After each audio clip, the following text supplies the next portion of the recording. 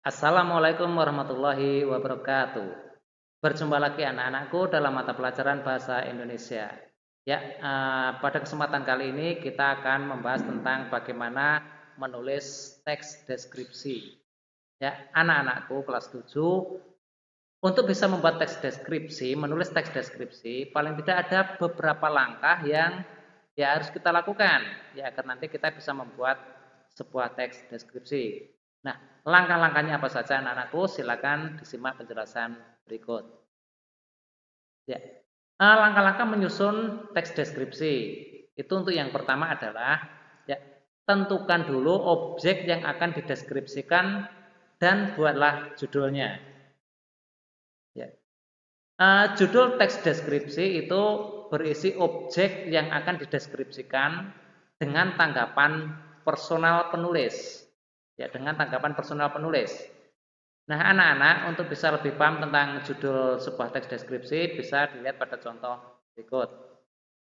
Ya, yang pertama adalah sekolah kebanggaanku. Anak-anak, sekolah ini merupakan objek yang dideskripsikan.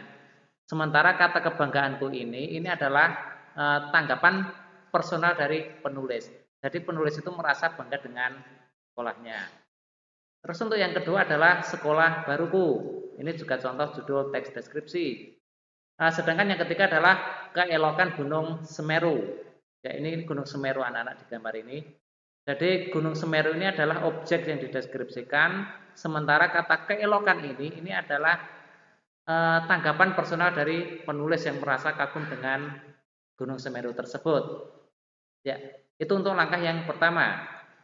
Untuk langkah berikutnya anak-anak, agar kita bisa menulis teks deskripsi adalah buatlah kerangka bagian-bagian yang akan dideskripsikan. Ya, contohnya seperti ini. Nah, kita misalkan akan mendeskripsikan tentang sekolah baruku.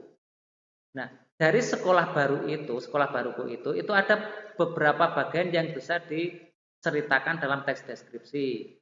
Ya, misalkan gedungnya bisa, terus dari halamannya juga bisa, dari guru-gurunya juga bisa.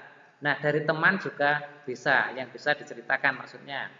Nah, untuk gedung itu nanti bisa dijelaskan lagi apa yang bisa diceritakan dari gedung itu. Ya, misalkan saja tentang ukurannya, tentang kualitasnya, kualitas gedung itu bisa juga dari warna gedung. Itu ya untuk gedung ya anak-anak. Terus dari halaman ya, itu apa saja yang nanti akan kalian ceritakan. Misalkan saja tentang luasnya, atau tentang apa yang ada di halaman itu juga bisa dan lain-lain. Nah, dari guru ini terus guru. Nah, guru ini bisa kita ceritakan dari beberapa hal juga anak-anak. Misalkan dari kita membuat kerangka tentang nanti jumlah gurunya berapa. Terus tentang karakternya itu bagaimana, karakter gurunya itu bagaimana, itu nanti bisa kita ceritakan.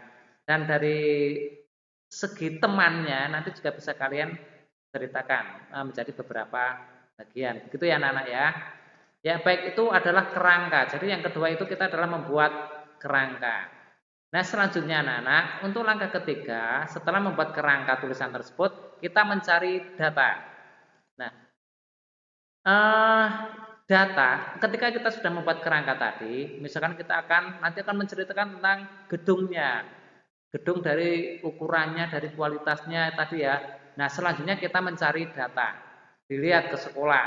Nah, itu gedungnya kualitasnya bagaimana, ukurannya berapa gitu ya anak-anak ya. Nah, baik. Jadi nanti kita mencari data dari subjek yang ditulis dengan cara mengamati subjek tersebut, mengamati objeknya itu ya, subjeknya itu. Ya, baik anak-anak, untuk langkah selanjutnya yang keempat adalah ya, tatalah kalimat-kalimat menjadi paragraf pembuka teks deskripsi. Paragraf deskripsi bagian 1, deskripsi bagian 2, deskripsi bagian 3, dan paragraf penutup. Ya anak-anak, karena teks deskripsi itu adalah mempunyai struktur, yaitu strukturnya adalah identifikasi, deskripsi bagian itu nanti bisa deskripsi bagian 1, 2, 3, dan seterusnya. Dan yang terakhir adalah deskripsi paragraf penutup yang terakhir berisi kesan dari penulis. Nah, maka anak-anak, setelah tadi kita membuat kerangka karangan tadi, nah nanti selanjutnya kita menjadikan kerangka itu menjadi paragraf-paragraf. Ya, paragraf 1 nanti berisi tentang identifikasi tentang objek yang mau ditulis. Terus yang selanjutnya adalah paragraf deskripsi bagian. Nanti ada bagian 1, 2, 3 dan seterusnya. Dan paragraf terakhir yaitu tentang paragraf yang berisi kesan dari penulis. Begitu ya anak-anak ya. Yaitu langkah yang keempat. Terus langkah yang kelima adalah perincilah objek atau suasana yang kamu deskripsikan dengan menggunakan kata dan kalimat yang merangsang panca indera. Ya, jadi nanti ketika kita menulis teks deskripsi, mengembangkan kerangka karangan tadi, nah kalimat-kalimat yang kita gunakan itu ya kita usahakan bisa merangsang panca indera dari pembaca. Jadi dengan membaca tulisan kita, nanti dengan membaca kalimat-kalimat kita tadi, pembaca, oh nanti seolah-olah bisa merasakan, oh dia seperti melihat sendiri, dia seperti merasakan sendiri, dia seperti mendengar sendiri dari objek yang kita ceritakan. Nah, begitu anak-anak.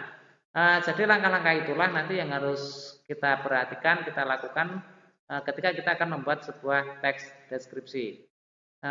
Saya berharap kalian bisa mempraktikkan ini dan selamat belajar. Tetap semangat. Wassalamualaikum warahmatullahi wabarakatuh.